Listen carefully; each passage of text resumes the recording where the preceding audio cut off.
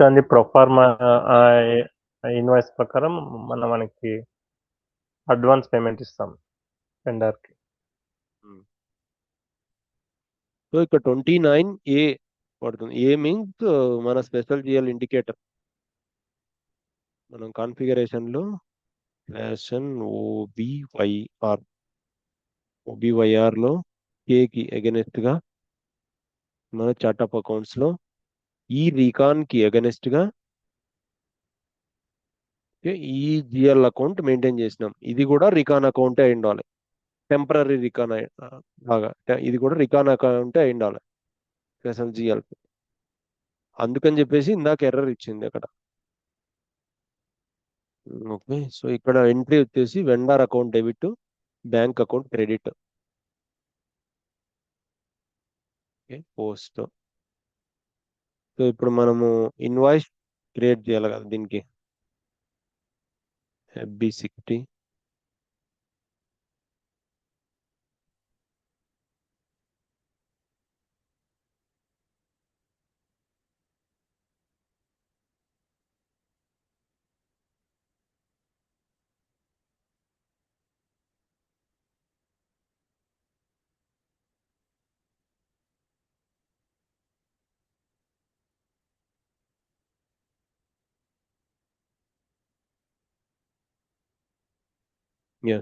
ఇక్కడ ఇన్ఫర్మేషన్ ఇస్తుంది. అబ్జర్వ్ చేశారు ఇక్కడ 50,000 INR down payment already exist. అంటే నీ 50,000 అగెనెస్ట్ గా ఆల్రెడీ నీ డౌన్ పేమెంట్ ఉంది, నువ్వు పేమెంట్ చేసావు. సో మళ్ళీ పేమెంట్ చేయొద్దు అని అర్థం. ఓకే, 50,000 ఉంది కాబట్టి 50,000 చూపిస్తోంది. ఇన్ కేస్ నువ్వు 1 lakh చేయనా? 1 lakh కాదు, తక్కువ చేద్దాం. ఓకే, 40,000 చేస్తే సరే ఇది ట్రైల్ చేద్దాం. ఓకే, చేద్దాం B60.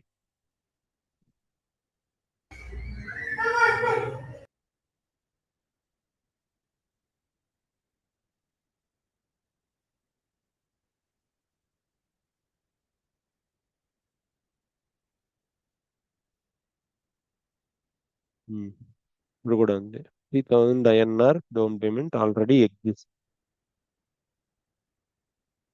ఓకే, ఇన్కేస్ ఎక్కువ చేస్తే FB60 ఇప్పుడు కూడా సేమ్ ఎర్రర్, సేమ్ ఇన్ఫర్మేషన్ వస్తుంది అనుకున్నా. So 1 lakh.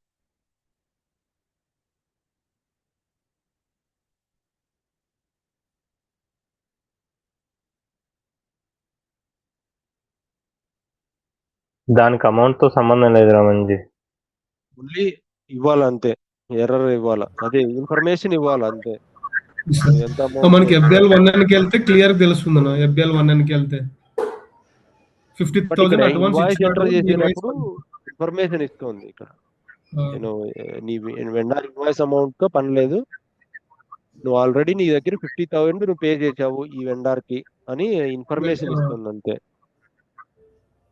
ఓకే, ఇది సేవ్ చేయనా? సేవ్ చేసి ఒకసారి FBL 1N లో చూపి, నాకు తెలుసు. ఓన్లీ పాసిబుల్ ఏంటి, ఏమన్నా ఎక్స్ట్రా ఇచ్చానా? Okay, 1 extra, 0 extra. ఆడ లైన్ ఐటమ్ లో తక్కువ ఇచ్చింది.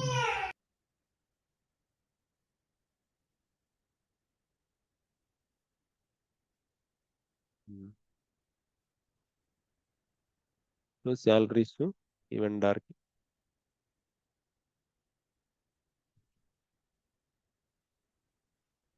లైన్ ఐటమ్ లోనా? ఓకే, BL 1N మనకు ఈ వెండర్.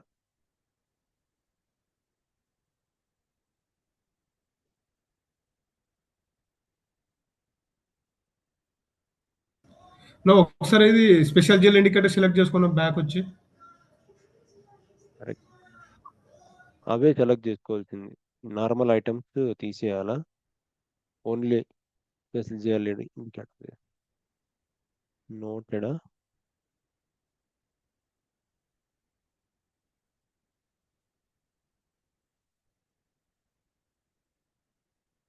మన వెండార్ కరెక్టేనా మనం పోస్ట్ చేసింది? ఇది కాదు 9 స్టార్ కదా నువ్వు తీసుకుంది వెండర్ 190001 అనుకుంటా. 19001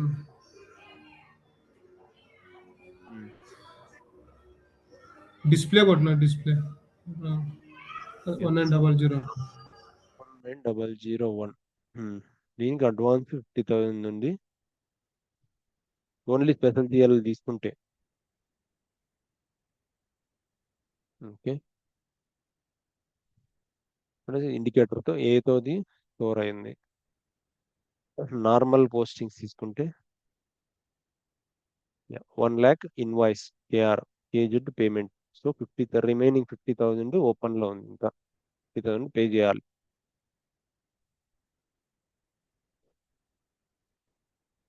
అంతేనా?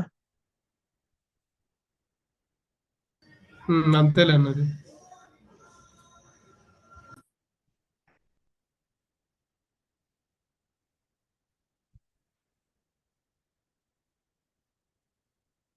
ఇంకా payment.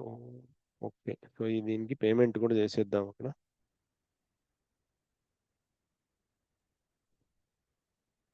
-53.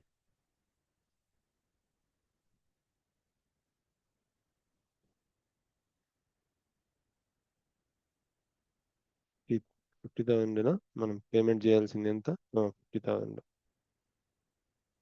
Okay, vendor account 2001.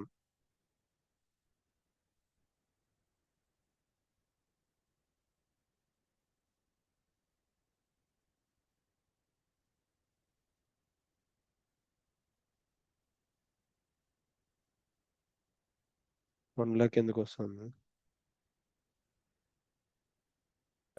Correct ఇలా ఇన్వాయిస్ ఉండేది 1 lakh ఉంది, నువ్వు 50,000 వేసాయి నా పక్కన. ఇక్కడ వేసే కాదు, 100 పేమెంట్ చేస్తున్నాను కానీ 50,000 చూపించాలి. ఒకసారి దాన్ని సెలెక్ట్ చేసుకున్నా దాని మీద. ఇది దీంట్లో పార్షియల్ పేమెంట్ లెవెల్ రామండి ఒకసారి. పార్షల్ పేమెంట్ అక్కడ 50,000 తీసుకో, అక్కడ 50,000 తీసుకో. వచ్చింది ఆటోమేటిక్ ఇప్పుడు ఎగ్జిక్యూట్. ఇలా అయితే వస్తుంది, నార్మల్ గా పేమెంట్ చేసినప్పుడు రావట్లేదు నార్మల్ పేమెంట్. అంతే కదా, ఆల్రెడీ 50,000 డౌన్ పేమెంట్ అయింది, మనం 50,000 పార్షియల్ పే చేయాల్సి ఉంది కదా 1 lakh ఇన్వాయిస్ కి. ఇంకా ఆల్రెడీ డౌన్ పేమెంట్ అయ్యిండేది 50 పార్షల్ గానే కన్సిడర్ చేసుకుంటుంది అలాంటప్పుడు. Okay, again vendor account debit, cash account credit. Okay, నా పోస్టింగ్ కి 39 ఇయర్ రావాలి కదన్నా. స్పెషల్ జిఎల్ అకౌంట్ అది రాదా బాబు, అది రాదు. ఇక్కడ కాదు అంటే నార్మల్ గా 29A. 39 ఎందుకు వస్తుంది అసలు, ఎప్పటికీ రాదు అది. అది ఒకవేళ రివర్సల్ చేస్తే వస్తుంది. 29 అనుకుంటాను. Credit, account credit. ఏమైనా రివర్సల్ చేస్తే వస్తుంది అంతే. లేదు 20 సమ్ కేస్ 29 కూడా వస్తుంది. అది ఎప్పుడో 29 ఇప్పుడు వచ్చింది. ఇది వచ్చేసి రెగ్యులర్ గా 29 వచ్చేది కాదా. ఇప్పుడు మనము పేమెంట్ చేసి అడ్వాన్స్. ఓకే, ఇక 39 నువ్వు చెప్పే 39 ఇక్కడ వెండర్ క్రెడిట్ ఉంది. స్పెషల్ జిఎల్ అకౌంట్ క్రెడిట్,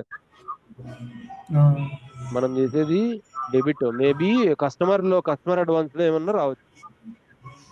లేదు రావండి, సంబంధం లేదు. కస్టమర్ క్రెడిట్ అవ్వాలంటే 11 నుంచి 19 వరకేనా?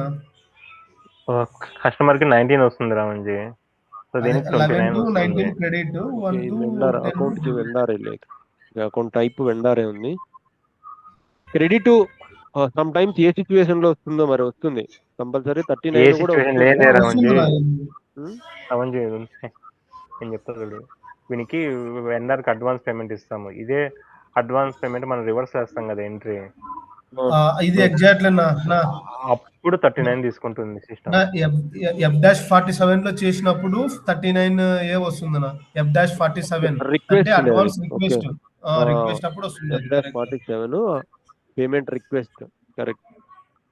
అప్పుడు అప్పుడు వస్తుంది నాది 39 ఏ.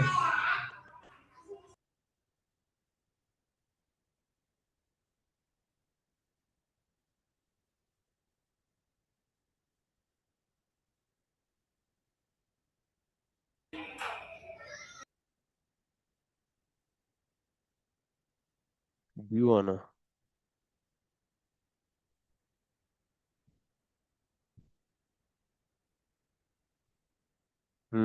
రైట్.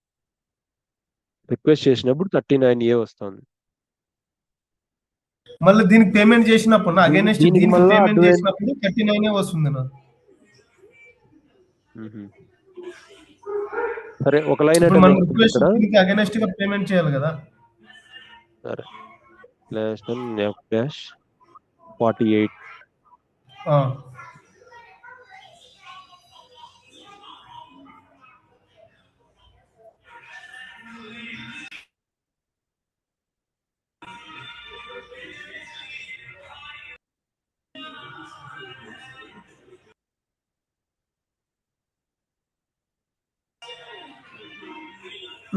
నా బ్యాక్ రావాలి, నా బ్యాక్ వచ్చి ఇది ఇది చేయొద్దు నా, ఒకసారి బ్యాక్ రా. ఇదంతా ఫిల్ చేసినాక పైన రిక్వెస్ట్ అని నుంచి ఉన్న న్యూ ఐటమ్ రిక్వెస్ట్ అని ఓకే, ఓకే. ఆ రిక్వెస్ట్ చేసి ఆటోమేటిక్ ఆ అమౌంట్ పిక్ చేసుకుంటుంది ఏ రిక్వెస్ట్ లో ఏ ఉన్నాయి అనేది.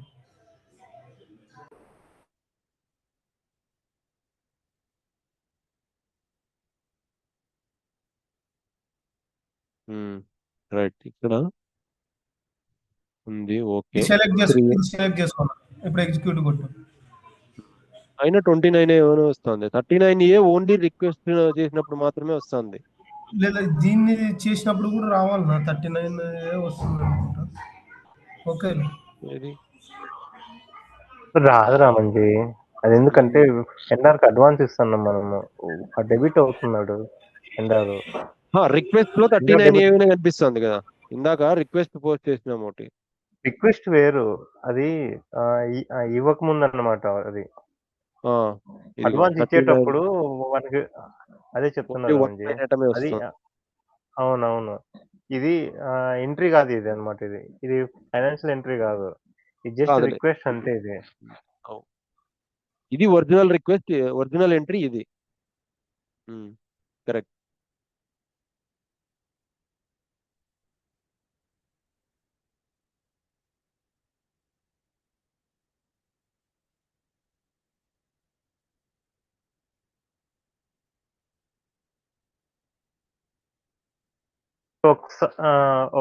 ఒకసారి రావండి, ఈ డౌన్ పేమెంట్ ని రివర్స్ లో ఎంట్రీ, అప్పుడు చూడు ఏమొస్తుంది.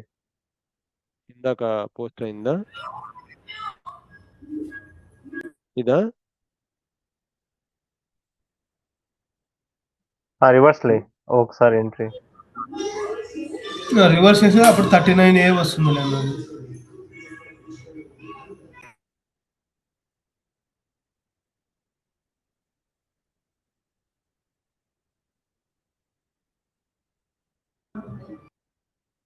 Wrong posting, wrong period.